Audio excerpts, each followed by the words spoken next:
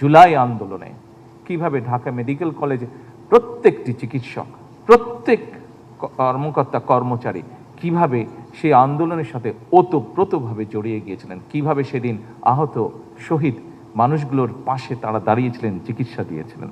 Dhaka medical college আমরা যদি চিন্তা করি, এটা একটা কিন্তু শুধু মেডিকেল কলেজ না, আমার কাছে মনে হচ্ছে যে এটা একটা ইতিহাসের একটা জীবন্ত সাক্ষী। কিন্তু এটা আমরা একটু আগে যেই ডকুমেন্টারিটা এখানে দেখলাম ঘন্টাখানেক আগে, আমরা যদি এই ডকুমেন্টারিটা চিন্তা করি, বিবেচনা করি, তাহলে কিন্তু আমরা দেখবো যে আসলে কিন্তু এটা কিন্তু ইতিহাসের একটা সাক্ষী। আমরা এই ডকুমেন্টারিতে দেখেছি 1952 সালে কিভাবে ঢাকা মেডিকেল কলেজ আমাদের সেই ভাষা আন্দোলনে অবদান রেখেছে। আমরা দেখেছি সেখানে, আমরা জানি 1971 সালে আমাদের মহান মুক্তিযুদ্ধে ঢাকা মেডিকেল কলেজ কিভাবে সেখানে অবদান রেখেছে। 90-এর স্বৈরাচার বিরোধী আন্দোলন, সেই আন্দোলনকে সফল করার জন্য ঢাকা মেডিকেল কলেজ কিভাবে ইতিহাসের সাক্ষী হয়ে আছে।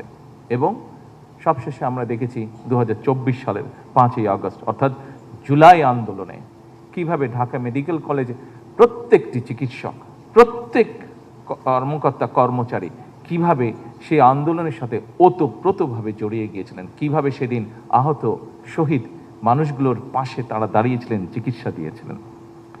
প্রত্যেকটা ক্ষেত্রেই কিন্তু এই প্রতিষ্ঠানের একটা গুরুত্বপূর্ণ ভূমিকা রয়েছে এই বাংলাদেশের ইতিহাসের সাথে।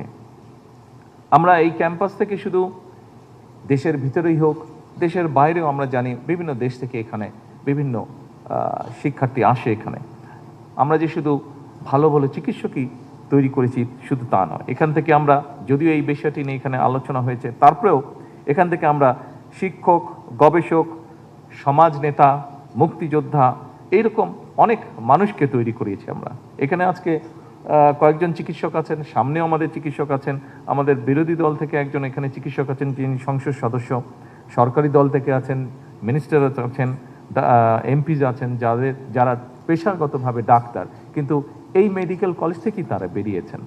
একই সাথে আমার মনে হয় ঢাকা মেডিকেল কলেজের এই 81তম প্রতিষ্ঠা বার্ষিকী উপলক্ষে আমরা যারা আমাদের সামনে আছেন, যারা আমাদের আশেপাশে আছেন, যাদেরকে আমরা দেখতে পাচ্ছি, কথা বলতে পারছি, তাদেরকে যেরকম স্মরণ করা উচিত।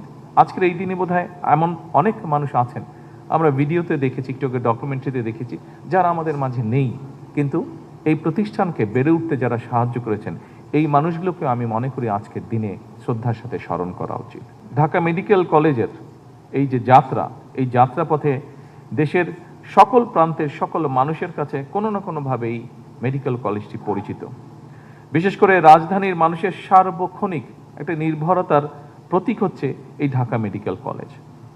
এই হাসপাতালের কোনো একটি কক্ষে, এটাও আমরা দেখেছি, আমি যে বক্তব্যটা দিতে যাচ্ছি সেটাও আমার ডকুমেন্টারিতে সুন্দরভাবে ফুটে উঠেছে, কক্ষে অথবা করিডোরে প্রতিদিন এরকম অনেক মানুষ আছে। কেউ হয়তো আনন্দে ভরে উঠছেন, আবার বেদনাতেও ভরে যাচ্ছে যার মন।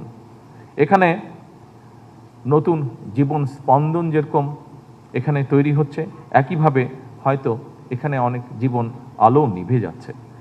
টেলিস্কোপ হাতে এক প্রান্তে যখন একজন ডাক্তারের, টেলিস্কোপের একটা প্রান্তে যখন একজন ডাক্তারের কানে থাকে, ঠিক অন্য প্রান্তে তখন স্পন্দিত একটা মানুষের জীবন।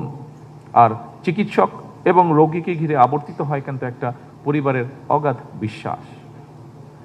সম্মানিত উপস্থিতিবৃন্দ, যারা চিকিৎসা পেশায় নিয়োজিত রয়েছেন, একটু আগেও আমি যে কথাটি বলেছি আলোচনা প্রসঙ্গে, কিংবা একজন চিকিৎসক হওয়া পর্যন্ত যারা পড়াশোনা করছেন, আমাদের ইন্টার্নি যারা আছে তারাও তাদের বিষয়গুলো তুলে ধরেছে আমাদের কাছে।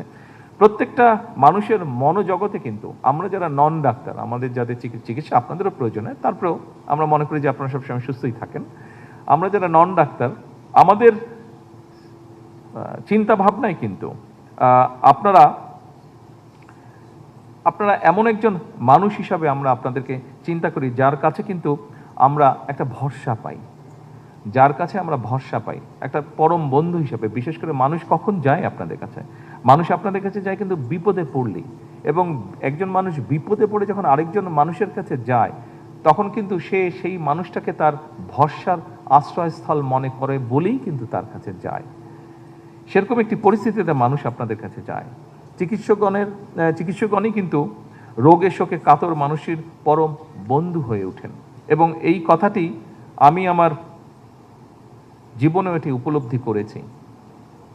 এই দেশেরই প্রখ্যাত কয়েকজন চিকিৎসক আমার মাকে অনেকগুলো বছর ধরে চিকিৎসা দিয়েছেন। প্রত্যেক মুহূর্তে ওনারা তাকে টেক কেয়ার করেছেন। উনি মৃত্যুর কিছুদিন আগে উনি বিদেশে গিয়েছিলেন। এখানে ডিবেট হচ্ছিল আমাদের মধ্যে যে আবার ওনাকে নিব কি নিব না, নিব কি নিব না। আমি ব্যক্তিগতভাবে যেটা বলেও ছিলাম বিভিন্ন মানুষকে যে আপনারা ওনাকে নিতে চাচ্ছেন, কিন্তু এখানে যেই চিকিৎসকগণ ওনাকে যেই সেবাটা দিচ্ছে 24টা ঘন্টার প্রতিটি মুহূর্ত, আমি দেখেছি বিদেশি, হ্যাঁ বিদেশে গেলে হয়তো টেকনিক্যাল সাপোর্টটা ভালো পাওয়া যাবে, ভালো ইকুইপমেন্ট হয়তো আছে, আরও হয়তো অ্যাডভান্স ইকুইপমেন্ট আছে, ওষুধপত্রের ব্যাপারে খুব হয়তো ডিফারেন্স থাকবে না, হয়তো হার্ডলি ডিফারেন্স থাকবে, কিন্তু এই যে হিউম্যান টেক কেয়ার যেটা, আমি মনে করি না এটা বিদেশে গেলে পাওয়া যেত কোনোভাবেই। যেই সেবাটা ওনার জীবনের শেষ দিন না, আমি বলবো শেষ মুহূর্ত পর্যন্ত, শেষ মুহূর্তে আমার আল্লাহ তৌফিক দিয়েছিলেন, আমি সেখানে থাকতে পেরেছিলাম। আমি দেখেছি সেই মানুষগুলো কিভাবে ওনাকে সেবা দিয়েছেন, কিভাবে শুশ্রূষা করেছেন ওনার। এইটা বোধহয় যতই ভালো হসপিটাল হোক পৃথিবীর, যতই অর্থ দিয়ে হোক, এইটা পাওয়া যেত না। সেজন্য ব্যক্তিগতভাবে আমি সেই মানুষগুলোর কাছে অত্যন্ত কৃতজ্ঞ।